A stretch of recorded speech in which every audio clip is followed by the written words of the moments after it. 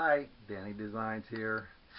The next section that we're going to go through is my footer. The video that I have is very short. Most of them were pictures in this segment again. This was the summer of 2017.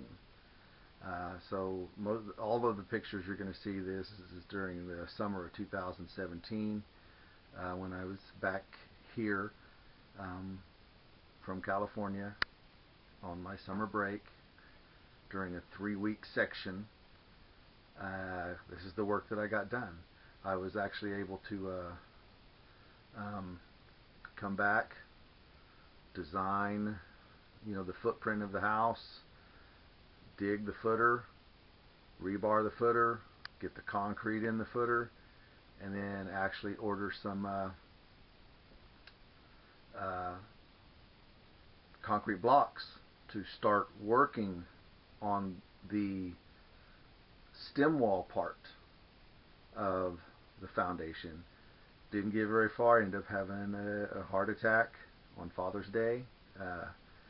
You'll see that on the next segment. As far as I'll talk a little bit more about that, but that's as far as I could get, because I actually got a lot of work done during the first 2 weeks I was back here, 2.5 weeks, and I was trying to get some more done and get ahead of schedule, and which I did. I really wasn't planning on getting all the concrete and everything possibly done. So it was a hit or miss, because I could only be back here for the 3 weeks during that summertime before I had to go back to work. But you'll see the pictures and what I did, and Doug, like I said, painted the footprint on the ground, chalked it, painted it, put some string on there, dug the hole 18 inches deep or deeper in some areas, because I'm going to have a 2-story or a loft cabin, so it needed to be at least 18, and I overdid it with the rebar. It was incredible, but I did that, and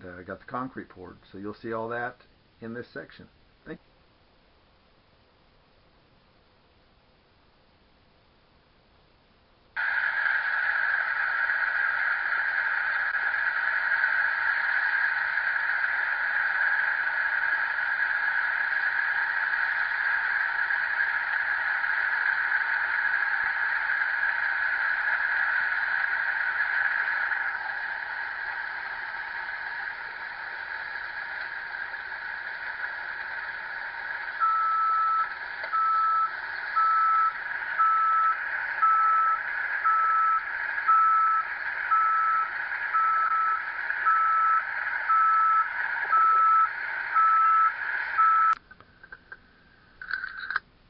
I had put that part on there just because I wanted to make sure that it got on there and you got to see it. That was the truck.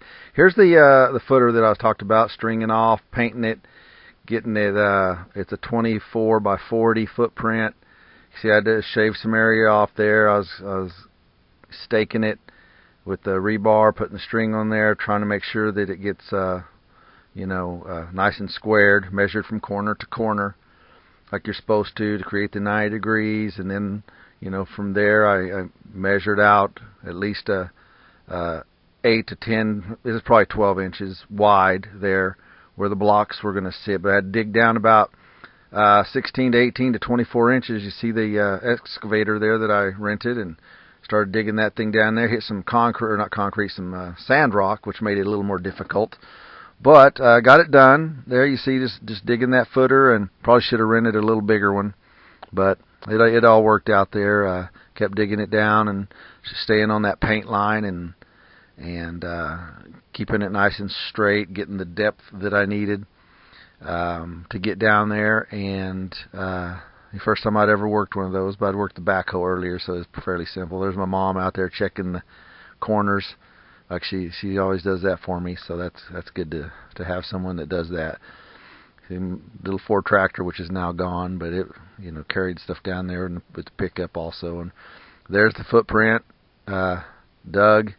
I've got those 1x1s. I bought 1x1s. You're going to see what I did here with the 1x1s. There's the sunset in the evening here. It looks awesome. That's going to be my view out my loft. So anyway, but I'm gonna have 1x1s. I got the rebar. I ordered the rebar a month or so before this. It was delivered out there. So there you see I'm setting it up on those. I think they're called stairs or ladders, those little plastic things to keep it up off the ground.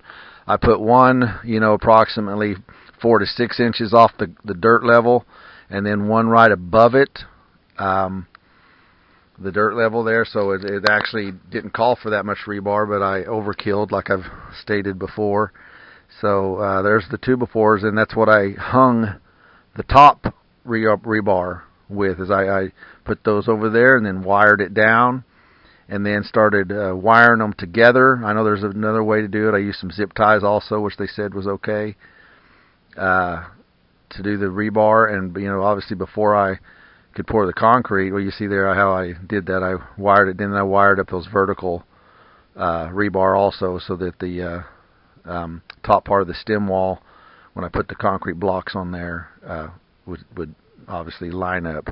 There you've seen the concrete poured. Before this happened, though, I had to get the inspector out to check the rebar, and he was like, wow, that thing is awesome. Basically I did way too much, which is fine. That thing's a lot deeper than it needs to be, and reinforced more than it needs to be, and which is what I want. I don't want any faults happening. So there, I had a couple guys come out and help. Of course, I had to pay them, and because I didn't know anybody really out here, and found them, and they helped and to do some rebar. And that's what I was saying is in the summer of 2017 is when this happened. I just put down a couple blocks there to just kind of give me a visual. They're not connected or anything. This is before I even ordered the rest of the blocks to show up. I had some, and then there's the mortar and the blocks that showed up. The guy unloading it right there was able to get that done in a timely manner, and I tried to get it started, and like I explained earlier, it didn't happen. I really appreciate you liking and watching and hopefully subscribing to the D Squared, the Danny Designs. If you have any questions, just let me know, and I'll answer them the best you can. Again, thank you so much for watching.